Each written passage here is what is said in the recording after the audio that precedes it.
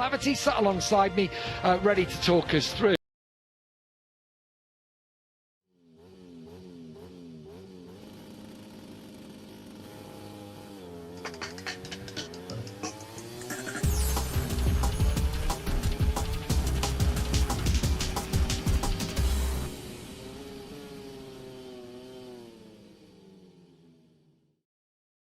Bought it. He kept answering everything that Alex threw at him in the early laps, but then he impressed me to be able to come back at the end. I didn't expect that he could club back Alex Marquez at the end and perhaps even have an attempt at victory in the final lap. So yeah, could Pedro have found something overnight? Let's see in the warm-up this morning. If he's gained a little bit in the final sector, then over 25 laps today, it could be a Pedro Acosta day.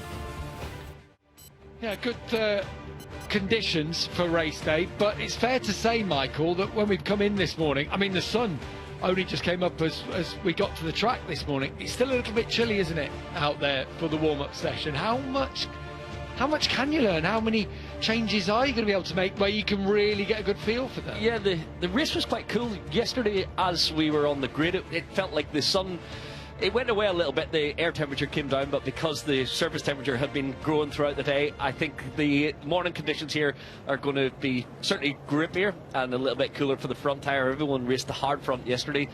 Maybe not the conditions this morning for the hard front end. So yeah, perhaps this session won't be too conducive to the conditions they're going to race in this afternoon. But if you've tried something with your electronic settings, your mapping, something with the overall chassis to make it steer a little better, you can get out there this morning in this 10 minutes and figure out if it is a step forward ahead of the main feature race this afternoon. The head-to-head between Acosta and Marquez was great, wasn't it? Alex Marquez, great traction, great, particularly in the last corner. He said that's something actually, and we've seen it over the years since we've been coming here, since 2020 when he was on the Honda. You know, he's always been strong in that last corner. But Pedro Acosta is a demon on the brakes, and he showed that yesterday. And that, it feels like the first 5 corners really on this racetrack are Pedro's. Yeah, you know, he's got that strength, and then if he can stay in front of Alex, then it's hard for him to get past until the start-finish straight, so on and so forth. All the way to turn 5, that was Pedro's territory. So good into turn 1, really able to enter early into turn 3, that first gear hairpin. Up the hill through turn 4, he was able to pull it back and really set up the drive out there to make those overtakes possible down into turn 5, Tower Bend, downhill, bumpy off camber. And every time he went down the inside of Alex Marquez, he didn't go wide. He was on the rear brake, really stopped it well at the apex, picked it up, blocked the cutback. He had it under control there, so he knows he needs to improve the faster flowing section of the racetrack, the last part of the lap, the final sector, which has always been Alex Marquez territory. Like you mentioned, even in the Honda, he's been good there, but the Ducati works so well. Then over the crest, it doesn't wheelie, it really powers forward. So there's various strengths for the package, but also the riders around this racetrack. And we mentioned those 3, but there are others, I think, who could maybe get involved today. Pecco Bagnaia is one of them for me in full race trim, as we look at Miguel Oliveira going out for his last warm-up at home. End of an important day for the Portuguese man. I love what it says on the back of his helmet. It says, "The boy who believed," in Portuguese. A little photo of himself as a kid. I think that's really quite a sweet little touch that he's got. But yeah, Pecco, I'm not counting Pecco out. He had a horrible start, and then when he was mired in the group, had a few issues. But I think in race trim, with them having to look after the tyres for the full race distance of 25 laps, you know, I think there's every chance Pecco will be there. Yeah, completely agree. I thought Pecco was going to be stronger for the sprint yesterday, but the issues on the first lap for him with the first start, he didn't quite get into it. I think here with the medium tyre today, he will be a threat. The Ducatis from the second row, Alex Marquez, we know, obviously he proved that yesterday it was possible, but Pecco, Firmin Aldeguer, maybe Digi if he finds a little more. There's going to be more in the mix today. It's not going to be a 3-horse race as we've seen in the sprint. And Bezzecchi was truthless in the battle. Pedro made the race. Bezzecchi was just keeping a watch and brief. He had pace on certain parts of the track, but overall not enough to match either Pedro or Alex. But I think today it could be a different story. And am I right, did Pedro go with the soft tyre in the front for the sprint? No, I'm pretty sure it was hard. It was on the hard, okay. It was hard front, soft rear, pretty much the entire grid. There was only Chandra. It was comments that Paul Espargaro made about what Pedro was doing with the soft front tyre. It must have been in qualifying, because obviously Alex Marquez had his spill, didn't he? And the soft just not offering the support that you need in certain parts of this racetrack. They all will be with a hard front, I'm certain. I'm certain they'll all be with a medium rear. Yeah, this morning. Everyone's left with the soft front, medium rear, so the medium rear is what they need for 25 laps of distance to have some traction out of the final 2 corners. But the front, it's a little bit too cold here this morning. They pretty much will race the hard front, I would imagine, this afternoon, though. Joan Mir retired from the race. We heard clutch was the problem off the start. What will that all be about? Quite coy about it. Yeah, unusual. Obviously, you do abuse the clutch on these bikes when you drop it off the start, but he perhaps was having a little bit of clutch slip then, and that just stops your bike accelerating forward. The clutch engages down the straight. You don't accelerate, it eventually will burn out. So it doesn't happen very often. That's unusual. But how does that work then? Because obviously you're not using it gear change throughout the rest of the race. Yeah, you can still manage without the clutch on the way into the turn with these seamless shift gearboxes. They have a little cut with the electronics. Some still blip the throttle a little bit to allow the back shift, but you don't need to use the clutch.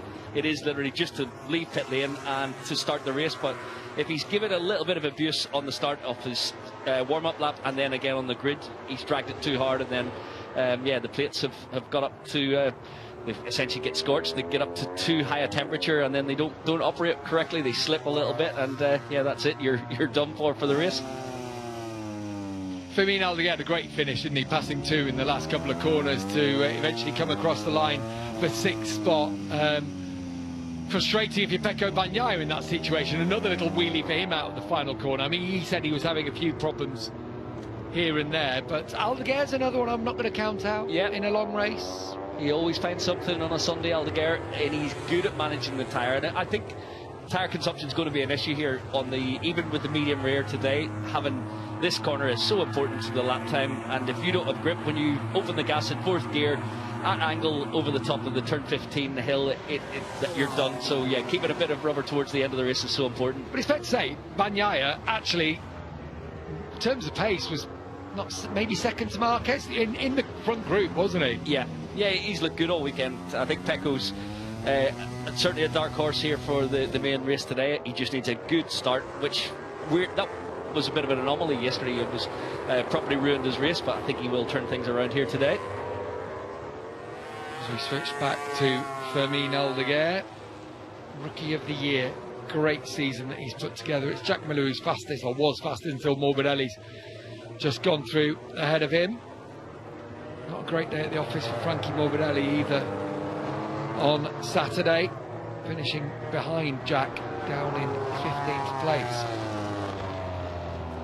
Fact was, from Pedro Acosta and Fabio Quartararo, for example, they exceeded, in fact Marco Bezzecchi as well, exceeded their bikes' expectations, didn't they? And the other riders on those bikes, they are making the difference, aren't they? Yeah, certainly Pedro was making the difference. Brad Binder had a decent race, but he's, what, 9 seconds off the victory, whereas Pedro's right there on the tail of Alex Marquez, and somehow he was making it work in that first sector in a way that was impressive to watch. It was some really instinctive riding the way he made those overtakes, but yeah, Pedro's he's going to come out fighting for this today. I just feel for Brad, if he could put a qualifying lap in, his whole season would have been different. Yeah, the story of his whole year has been, he's been on the second row once, he's not been on the third row, he's not been on the front row, you know, everything's 4th row and back, and so that conditions your whole year. Yeah, and it's been the story of his season where so often we see, if you look into the data and see his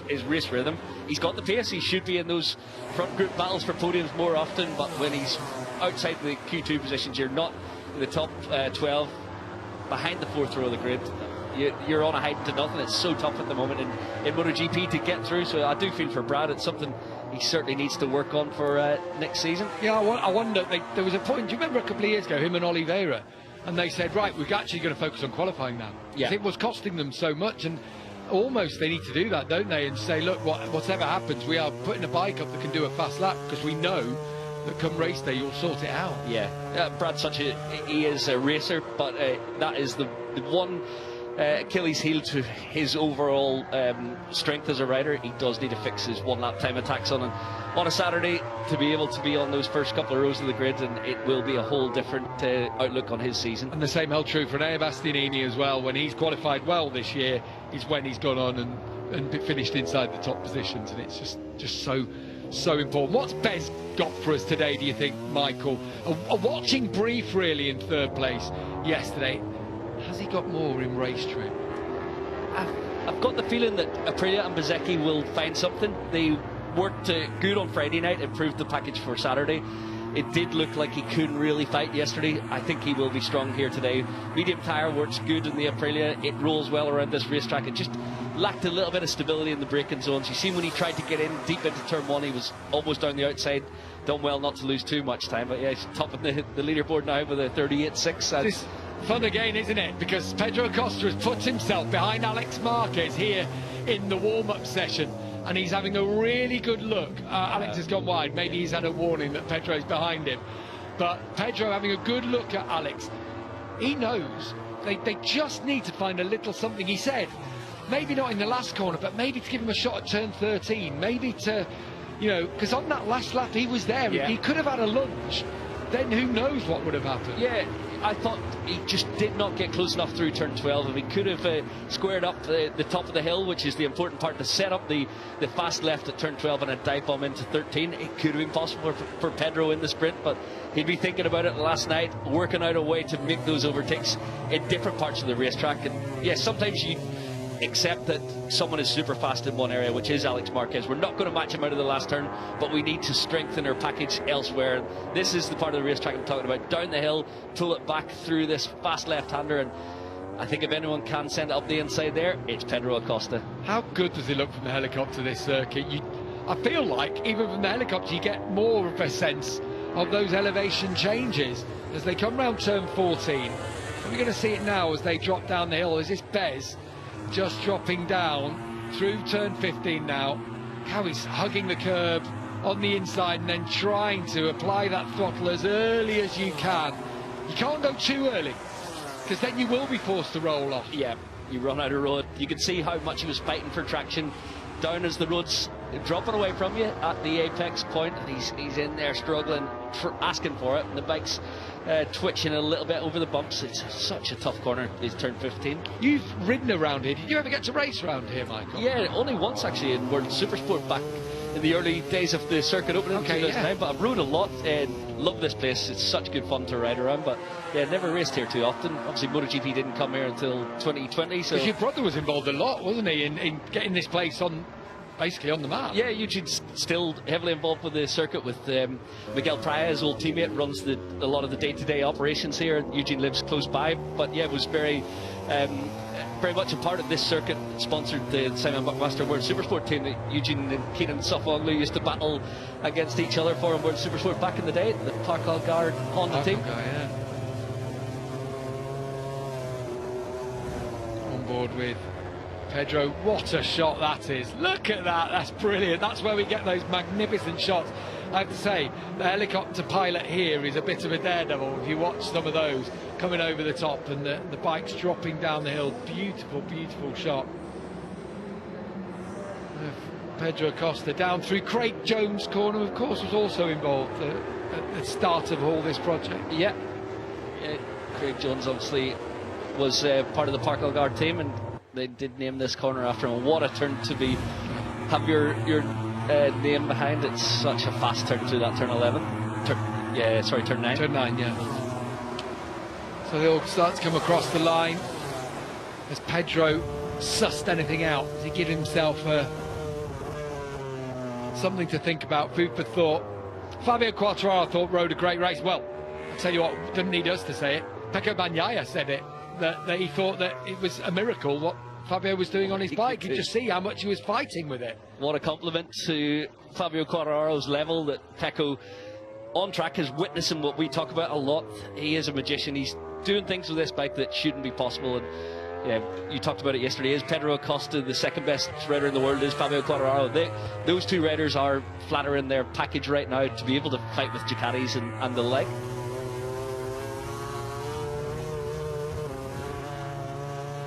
You see, always searching for grip. Quartararo up and over. The start-finish line here. The track drops away again, down towards turn 1, 8th fastest in this warm-up session, which has been topped by Marco Bezzecchi. Pedro Acosta second.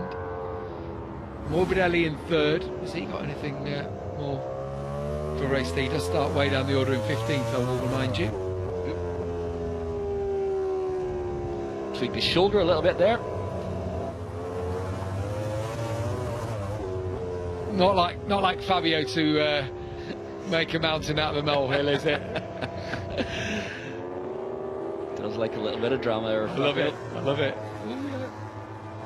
A little bit of a bucking bronco, but he's having a fight with the inline Yamaha machine around here. Bezzecchi, half a second up with the medium tyre here this morning, 38.2 versus a 38.8 for Pedro Acosta, the nearest chaser. Morbidelli, that's a big turnaround for him. He was off the pace yesterday in the sprint, a little bit out of it. Yeah, Alex Marquez 6th fastest, 3/4 of a second down on Bez. Does that tell us anything, though, in these cooler conditions? What we do know is Alex didn't like that soft front tyre. Yeah.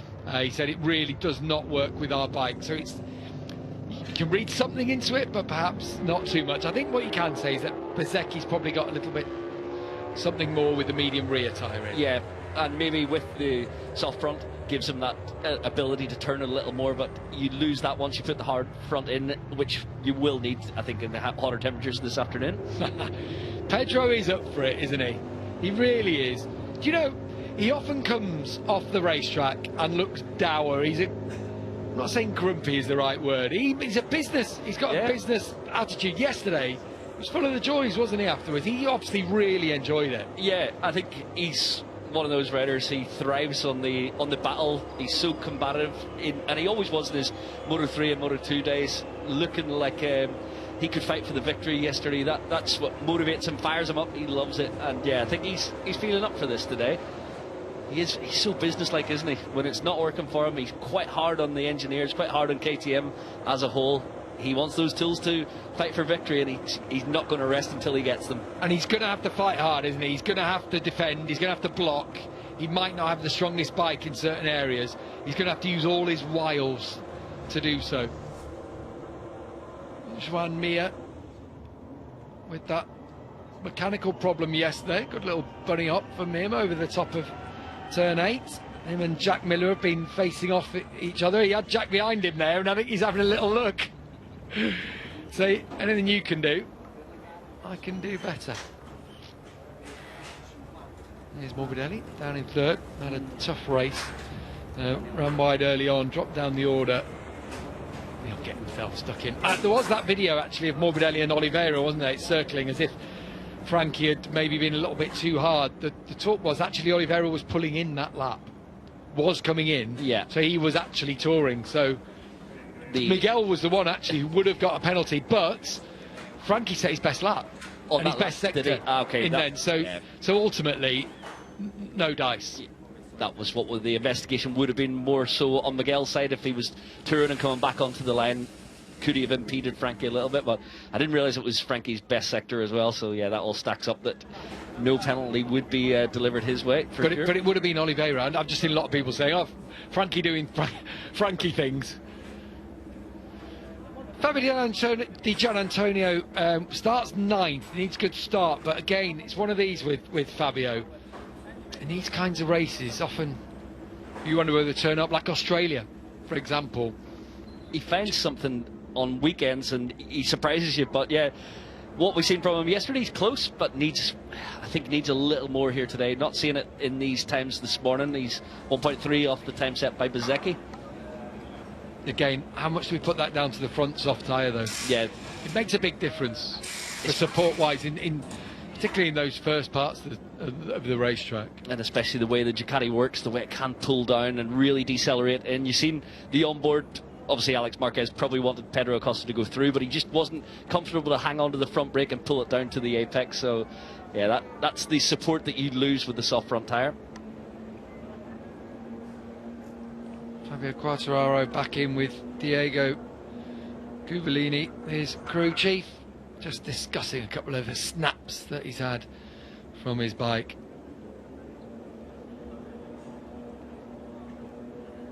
Marco Bezzecchi then fastest in the warm-up this morning.